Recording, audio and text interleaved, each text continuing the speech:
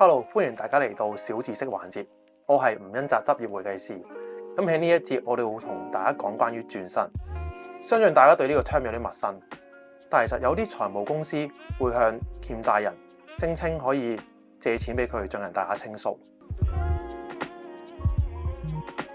有以下兩點需要大家注意。第一點，某啲財務公司會向欠債人借出資金以償還佢哋本身嘅債務，然後財務公司會再幫欠債人申請銀行貸款。咁呢兩項嘅服務咧，財務公司會收取欠債人一個好高額嘅手續費，令到債務人雪上加霜。第二點，財務公司表示會向銀行借貸去償還翻本身財務公司借俾你嘅貸款。咁但係銀行本身咧，會喺貸款度收取巨額嘅利息同埋手續費，都會令到欠債人雪上加霜。以上兩種舉動不但冇辦法減低呢個欠債人嘅供款同埋利息，反而令到佢哋嘅債務越嚟越大，